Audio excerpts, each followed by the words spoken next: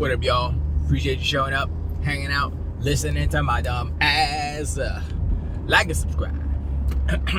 So, I wanted to talk about, excuse me, I just had breakfast. I wanted to talk about Xbox's strategy, and the whole kind of narrative that the donkey unicorns and the ponies are like, aha, we got your games, Xbox third party, blah, blah, blah, right? And then you look at the list, the whole top 25 most played games or most sales or whatever it was. And Xbox got 7 games. On PlayStation, PlayStation has one first party game that is literally multi-plat. That's MLB The Show. Everything else is third party. Third party bought. I bought that exclusive. So it's not even a PlayStation game. It's not even a Sony game. It's not even Sony first party. Xbox, I've seen so many headlines where it says Xbox is dominating the PlayStation store. Wow. I don't think I would have ever thought this. And that's where I'm like, you know what? That's why these people are in these high positions in these companies, in these trillion-dollar companies, because I would have been like, nah, man, we're going to do it how it's always done. We're going to sell consoles and then sell games and we're going to be the best. And then somebody over there was like, what if we do both? What if we sell consoles to people who want to buy them? And what if we sell games to people who want to buy them wherever they are? And the games will speak for themselves. The games will perform how they perform. And we're seeing that Xbox games perform better than PlayStation games. 7-year-old games are selling better than games that just came out on PlayStation. How?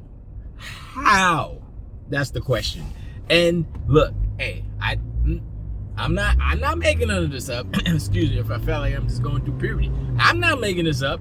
This is what happened. This is happening. This is what happening. It's the happening. M. Night Shyamalan said the happening. And okay, that's a bad movie, but still, dude and dudettes and everybody. Look, I was like, it's like I told y'all this generation is gonna be interesting, but I never would have thought it like this. And it seems like you look at the momentum. Yeah, you look at Sony's momentum. What is it? It's like kind of stagnant, plateau, kind of going downhill because their first party has evaporated. They ain't got nothing. It's like they didn't show up for work for a year. You know what I'm saying?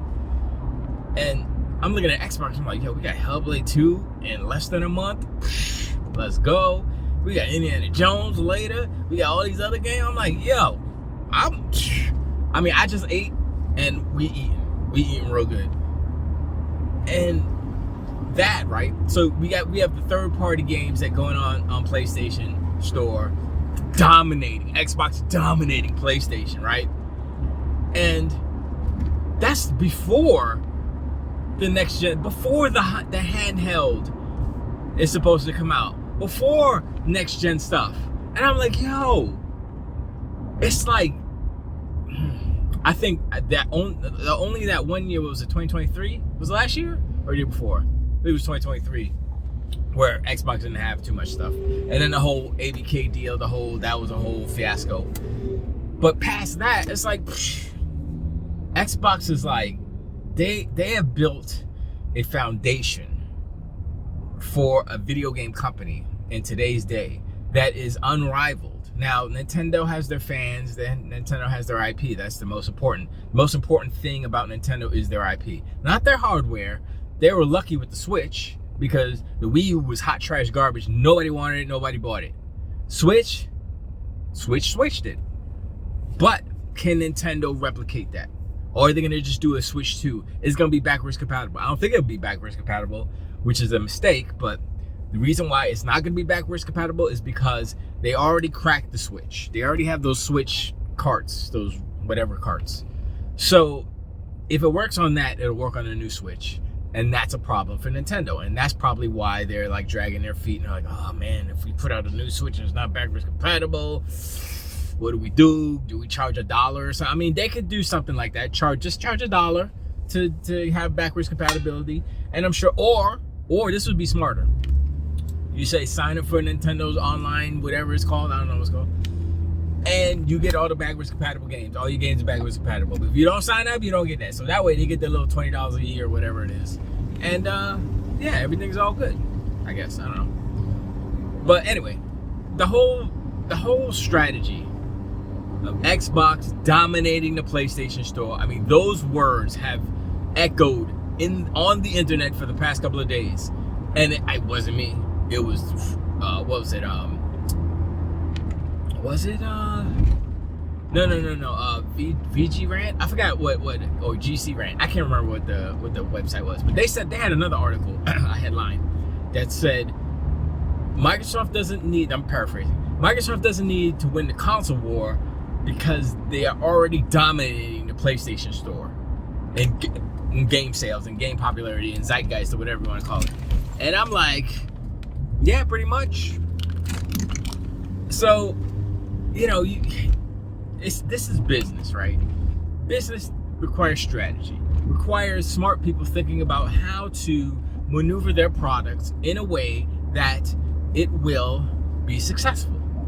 And you have to look at, yes, you have to pay attention to the consumers, the zeitgeist, what's going on, the scuttlebutt, what people are talking about, right? But at the same time, you have to say, well, those are a vocal minority. They're idiots. Let's not listen to those stupid people who are not paying the bills. The casual people are paying the bills. Where are they playing? They're playing on Switch. They're playing on PS5. They're playing on PC. They're playing on Xbox. They're playing on blah, blah. They're playing on their phones. So why don't we make, playing on Steam Deck and Roger Ally. Why don't we make like a little handheld thing that's not that expensive and that it'll be play the games all native and people like it and people like me, all the bots will buy it, yes. Plus casuals will buy it because you're gonna have Game Pass. Look, if they put the stores on the Xbox ecosystem, that's the key. Xbox Game Pass or the Xbox ecosystem. If they put Steam, if they put the Epic Game Store, if they put Good Old Games or something like that, they put all those things, Ubisoft Plus or whatever it's called.